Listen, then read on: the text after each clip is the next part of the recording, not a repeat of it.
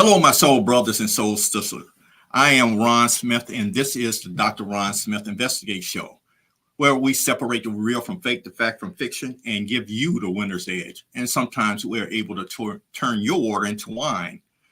We are in season 3, and this is episode 3. And last week, I talked about mindset. And this week, we're going to talk about wealth building 101. And basically, we're going to start the beginning. And basically, this is for the people who's catching up. They missed season 1, season 2. And we're talking about the wealth building and basically what you need to do. But at all times, I think if you are fundamentally sound in any career, you are one of the things that you can build on. And I'm going to be talking about some things that you need to get in order, some things that might sound redundant to some and might be new to others. So I never want to assume that you know, because when you assume, they make a blank out of blank. So basically, when I talk, I have building blocks. And one of the things that I want you to understand is that there is no magic promises or no magic formula. The only magic formula is what Einstein said was the eighth wonders of the world, which is compound interest. Now, understanding what that is that compound interest can work for you and it can work against you. And we're going to be discussing a little more in detail about that later in the show. But first of all, your mindset is that the things that you do, the habits that you form determines your worldview. And, I discussed earlier where, the poor has a mindset, the middle class has a mindset, and the rich has a mindset. And basically, I'm going to just generalize that if all you do is work and pay bills, then you will always have that mindset and you would go no further than working and pay bills. And if you work and pay bills and just to accumulate things, then you will only have certain mindset. Now, the rich, what their mindset is that for when they see a opportunity or dollar of income of whether they earn or created, they want that income to increase and to multiply and to have babies. And that's the mindset that I want you to start having, is that basically you have a vision for yourself of how you are not only work for money, but having your money work for you. So it takes a mindset and determination. And the thing about it is that I use this acronym, what they call SMART, which means that it has to be specific, measurable, attainable, realistic, and has to be time-based. And basically, specific is that you, whatever career that you have, that basically you have a certain amount of income. And basically, you have a certain amount of expense. Now, whether you use the 70-20-10 method or 70-10-10-10 method as far as paying your income to your expense ratio, which maybe I go into that at a different time. But you have a short-term expense, you have mid-term, and then you have your long-term that you always have to keep in mind. So with that in mind, it has to be measurable, which means basically, that unfortunately, you're not like the United States government that have a endless supply of money, and all you have to do is print money. Your income is measurable, and there are certain expenses that you have to take care of. Your living expense. Whether it is your housing, transportation, your food, et cetera, et cetera. And there's other things that basically you can prioritize. And your goal has to be attainable, which means that basically you don't have Bill Gates' income. Therefore, you have to only have your plans around about what you are able to do at this specific time, whether that is a monthly budget or whether that's a yearly budget. You only have certain amount of things that when you make your plan, it has to be able to be attainable, that make it sure that it's, which is the next one, realistic. You have to understand what you can do and what you can't do. And that is goes next to the one is time sensitive, which means that basically you have to create your plan. Therefore, I'm going to do this within the next quarter. I'm going to do this within the next 6 months, or I have a annual plan. One of the things that I would just want to just as a sidebar, say that basically I wanted to buy a house in 2025. Now is the time that basically I should be planning for how I can make sure that it's attainable, which means that basically there's some debt issues that I need to either address, whether I can eliminate those things within the next 6 months, so I can prepare myself for the 2025 major purchase. And there's two ways that you could do that. One way is what they call the snowball method, is the smaller bills you want to, and ones with the lower interest rate, you want to eliminate those first. And if I can eliminate those, then I could go to what they call the avalanche, which means I go to the higher, the larger bills. And we're not talking about mortgage, or we're not talking about a car payment, but some other credit card debts and some of the other small loans that we have hanging out there. Those are things that I want to eliminate those things. So, which brings me to, we need to identify goals and have a game plan. So basically, I just gave you a game plan, which means that basically, if I'm planning on purchasing a home, or let's say right now I'm renting, or I'm staying at home and I need to purchase a car, that could be your plan. So it all depends on, where your income level is and where you are in life. If you're beginning your career, it's totally different if you're in the middle or in the end of your career. So you need to make sure you have your SMART goal in mind. The next thing is budgeting. And I'm probably going to be repeating myself over and over on some of these key issues, because it's very important that you create a budget. And basically, as I mentioned, your budget is actually matching your income and expenses. I mentioned the 70-20-10, which is 70% of your income will go towards your housing, your car, your food, all those essential things that you must have in order to, to actually live. 20% goes to reducing your debt and saving. And I say 10% is for, I'll call your charitable contribution, donation, or in my case, I tie to my church. Now, there one of the best formulas that I've seen is 70, 10, 10, 10, which in me 7% of those total essentials, and 10% savings, 10% debt reduction, as well as 10% as budgeting.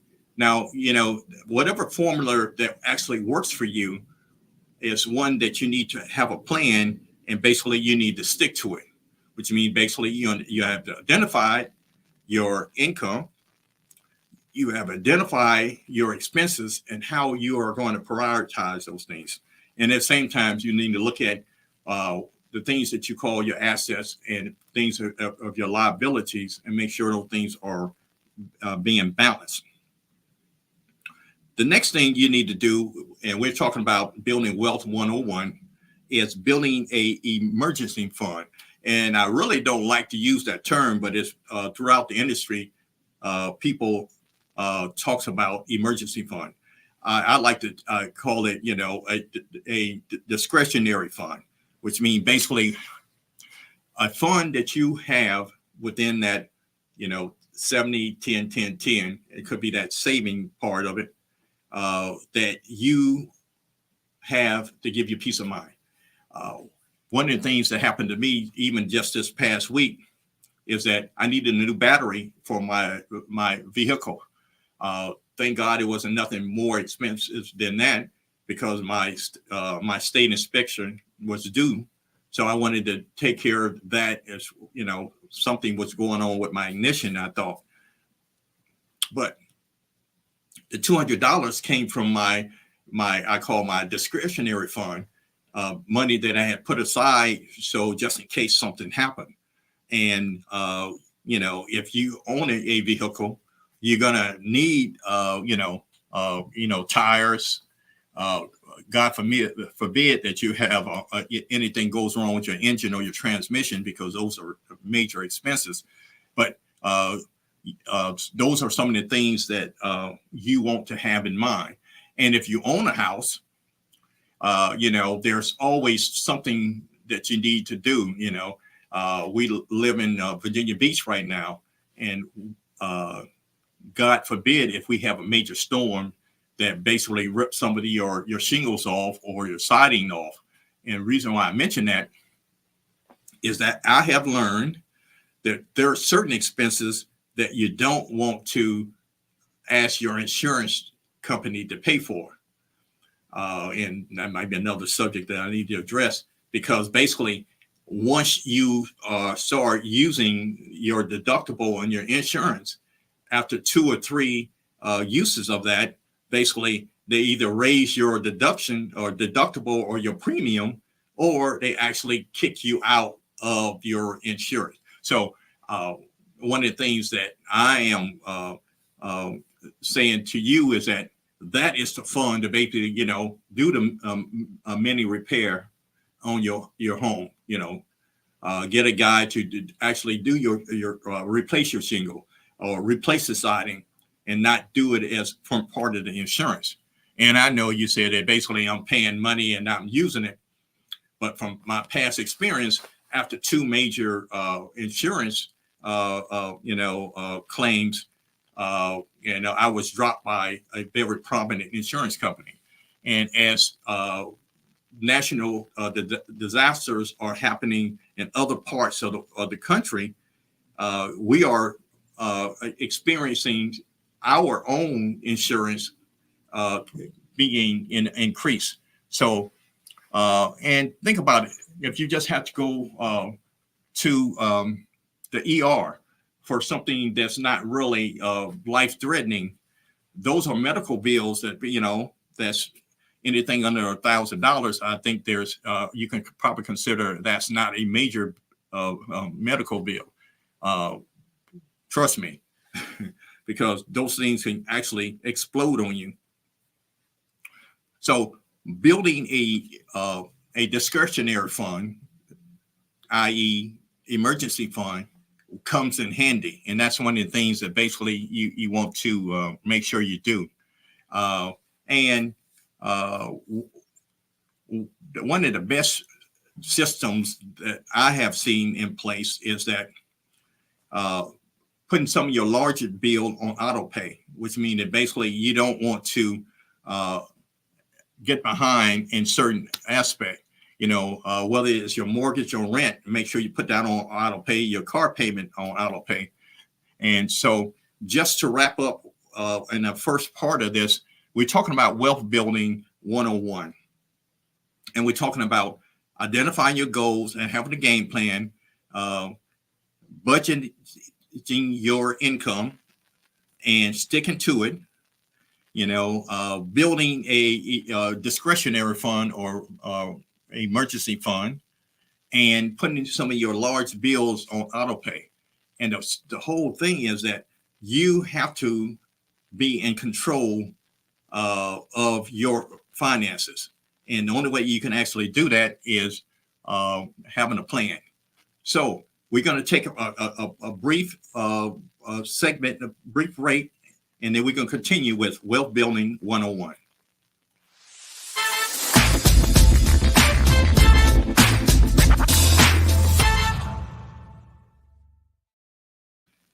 We're back, and we're talking about Wealth Building 101.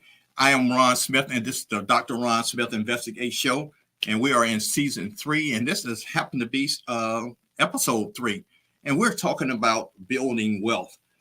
And as I mentioned, in the first half, is that fundamentally, if you're fundamentally sound, you will actually be ahead of most of the people that you know. And the thing about it is that having a plan and actually executing, you have to be able to stick to it. And I want to give a shout out to my good friend Paulette Johnson, who's in Dallas, Texas.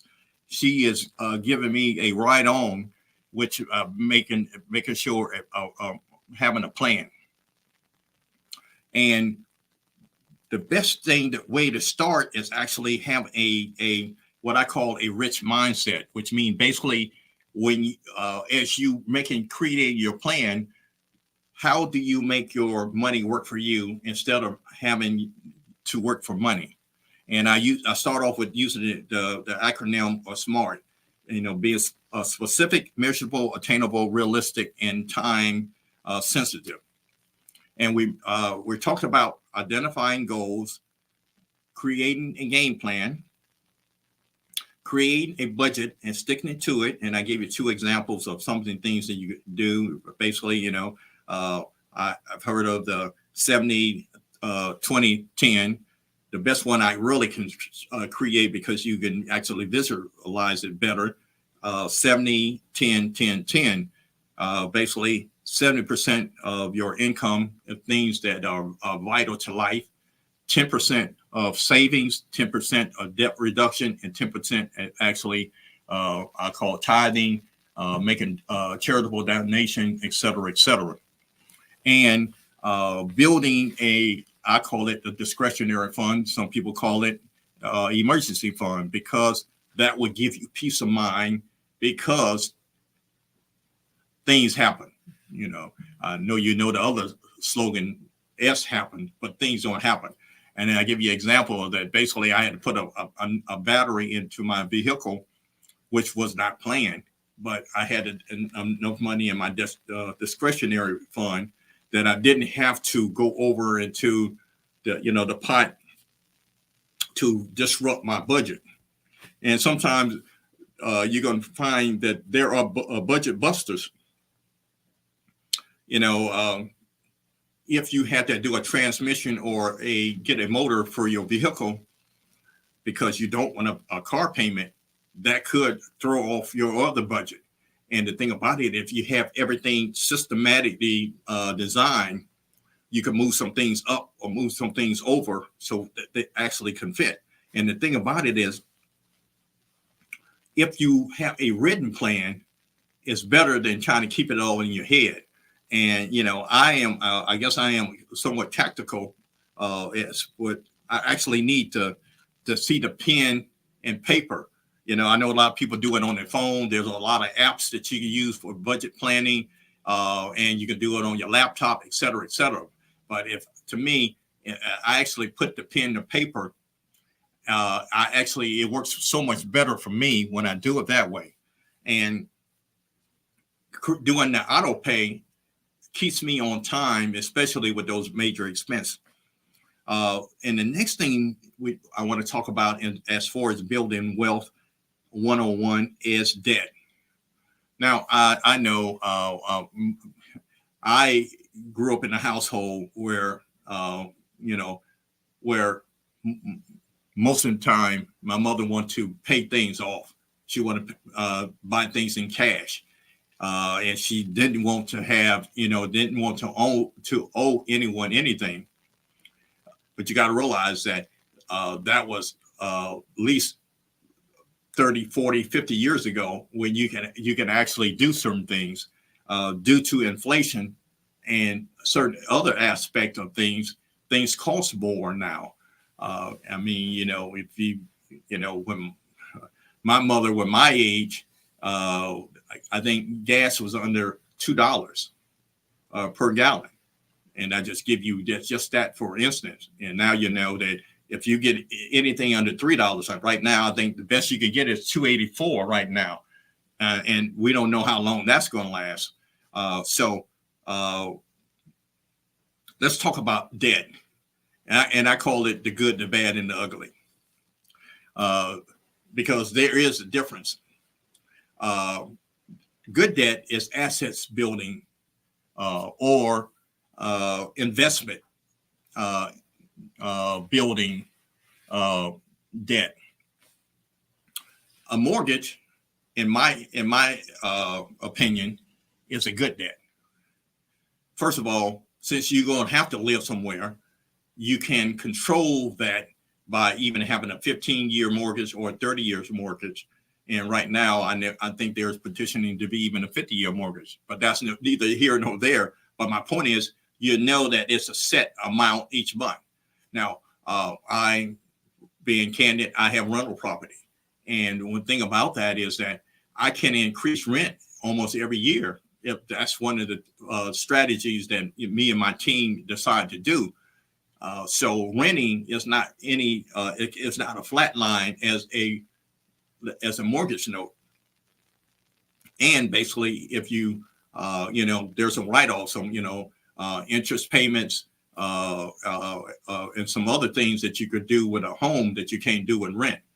So a mortgage would be a better situation.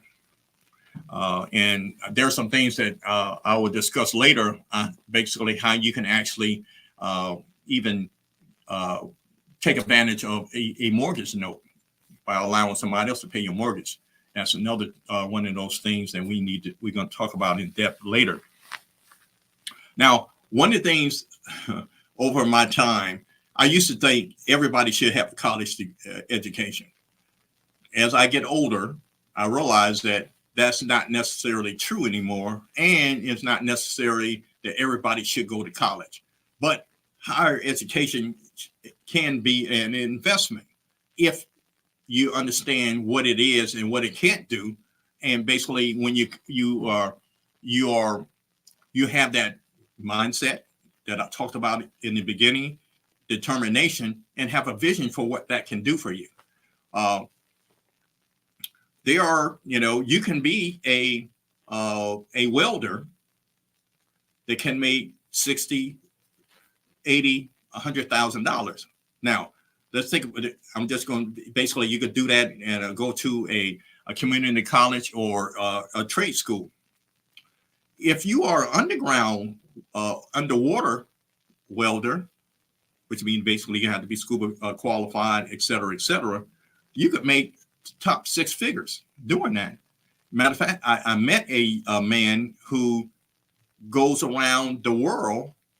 Matter of fact, he told me he was in Japan, and he stays there about 3 or 4 months, training other people how to do the underwater welding. And he makes, I think he was telling me then he was making $250,000 just for the training. So, and that doesn't require a college education, but he is a true professional. That basically, those are there are other examples that you can achieve 6 figures or more without a 4-year degree. And one of the things that you should be able to consider.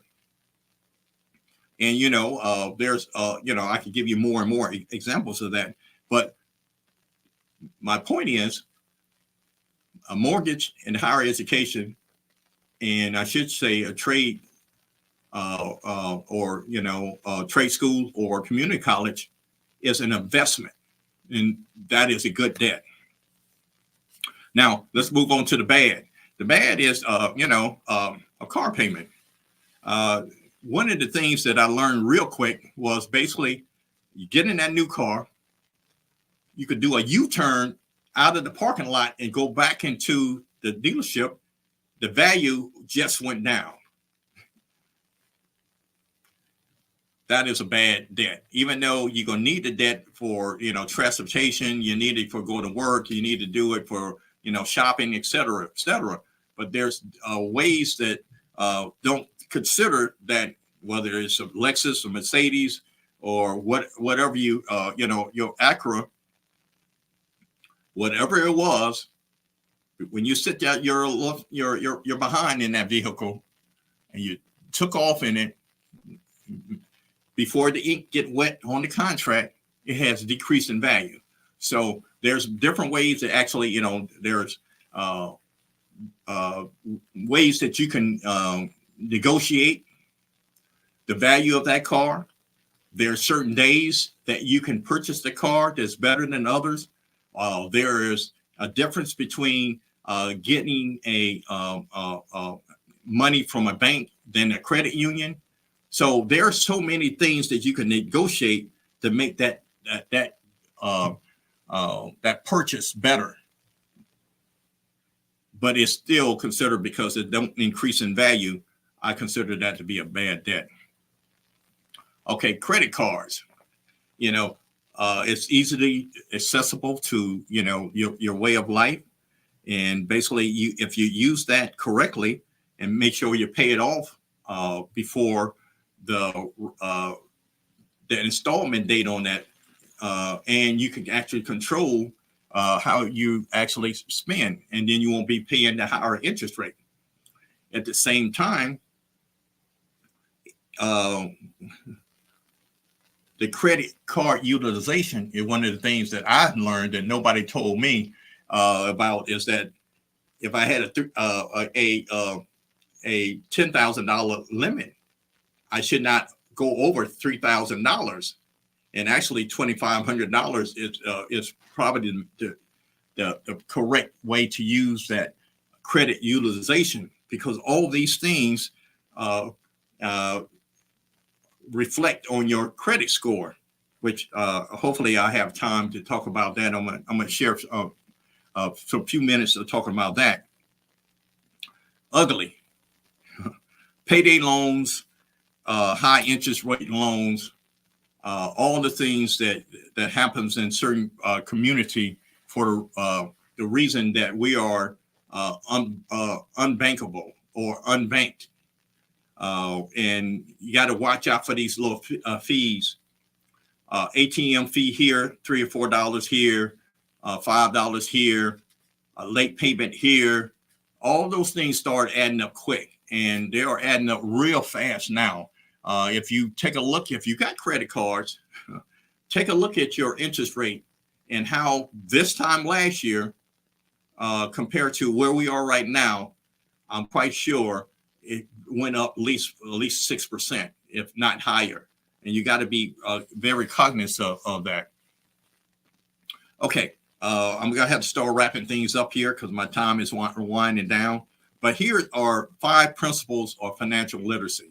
Budgeting, improving your credit score, saving, borrowing, and repaying your debt, and investing.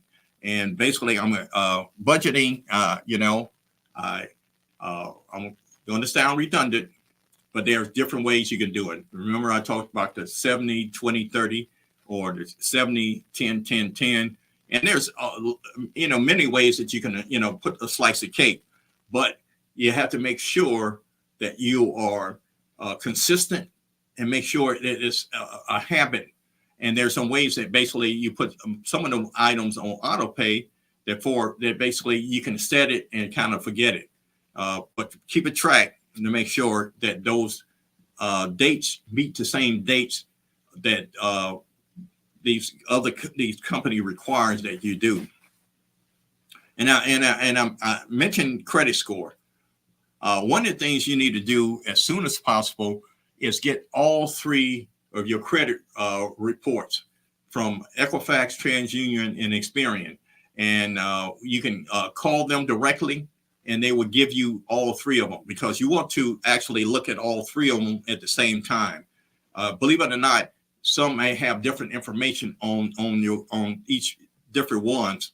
And I'm going to start within the next couple of weeks of how to actually start addressing to see what's on your credit score.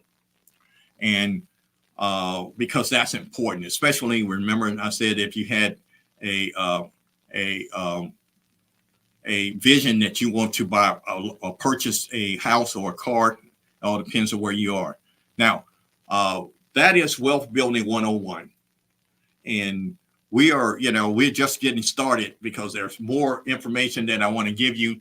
But right now, I'm gonna pump my brakes and I'm gonna slow down because I really appreciate your time. The time is one of those things that you can't save. You got to spend it, and basically, I just like to share it with you. So until we meet again, my time is up, and I thank you for yours.